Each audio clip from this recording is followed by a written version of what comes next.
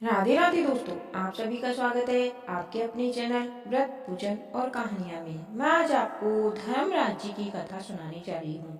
किसी गांव में एक बुढ़िया रहती थी। वह बहुत नियम धर्म से व्रत रखा करती थी। एक दिन भगवान के घर से यमदूत उसे लेने आ गए और वह उनके साथ चल पड़ी।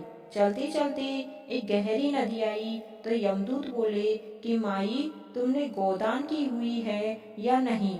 बुढ़िया ने उनकी बात सुनकर मन में श्रद्धा से गाय का ध्यान किया तो वह उनके समक्ष आ गई और बुढ़िया उस गाय की पूंछ को पकड़कर नदी पार कर गई। वह यमदूतों के साथ फिर आगे बढ़ी तो काले कुत्ते आ गए।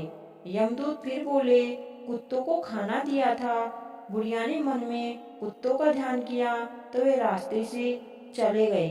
अब बुढ़िया फिर से आगे बढ़ने लगी तो रास्ते में कौओं ने उनके सिर पर चोंच मारनी शुरू कर दी। तो यमदूत बोले कि ब्राह्मण की बेटी के सिर में तेल लगाया था। बुढ़िया ने ब्राह्मण की बेटी का ध्यान किया तो कौओं ने चोंच मारनी बंद कर दी।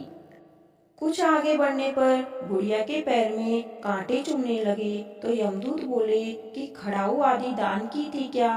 बुढ़िया ने उनका ध्यान किया तो खड़ाऊ उसके पैर में आ गई और बुढ़िया फिर आगे बढ़ी तो चित्रगुप्त जी ने यमराज से कहा कि आप किसे लेकर आए हो। यमराज जी बोले कि बुढ़िया ने दान पुण्य तो बहुत किए हैं लेकिन धर्मराज जी का कुछ नहीं किया, इसलिए आगे द्वार इनके लिए बंद हैं।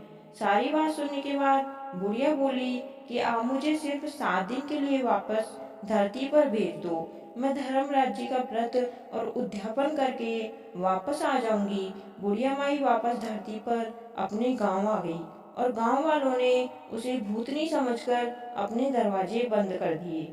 जब वह अपने घर गई तो उसे उसके बहू बेटे ने भी दरवाजे बंद करके बैठ गए। बुढ़िया ने कहा, मैं भूतनी नहीं हूँ, मैं तो धर्मराज जी की आज्ञा से वापस धरती पर 7 दिन के लिए आई हूँ।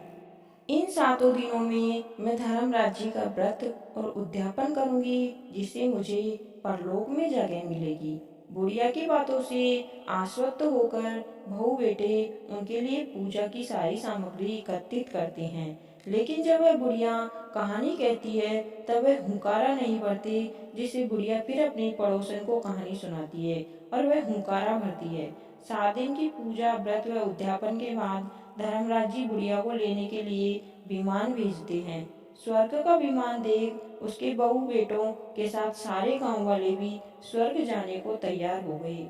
बुढ़िया ने कहा कि तुम कहाँ तैयार हो रहे हो, मेरी कहानी तो केवल पड़ोसन ने सुनी है, इसलिए वही साथ जाएगी। सारे गांव वाले बुढ़िया से धर्मराज जी की कहानी सुनाने का आग्रह करते हैं।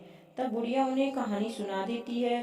कहानी सुनने के बाद सारे ग्रामवासी विमान में बैठकर स्वर्ग जाते हैं। तो धर्मराज जी कहते हैं, मैंने तो विमान केवल बुढ़िया को लाने भेजा था। बुढ़िया माई कहती है, हे धर्मराज जी, मैंने जो भी पुण्य किए हैं उसमें से आधा भाग आप गांव वालों को दे दो। इस तरह धर्मराज जी ने ग्रामवासियों को भी स्वर्ग में जगह दे दी। हे धर्मराज महाराज, जैसे आपने बुढ़िया के साथ सभी गांव वालों को स्वर्ग में जगह दी, उसी तरह हमें भी देना। कहानी सुनने वाले, हुंकार भरने वालों को भी देना और कहानी कहने वालों को भी जगह देना। कहानी सुनने वाले और सुनाने वाले सभी का भला हो, आपकी सभी मनोकामनाएं पूर्ण हो। कार्तिक की और कहानी सुनने के लिए चैनल को अभी सब्सक्राइब करें। धन्यवाद। आपका दिन शुभ हो।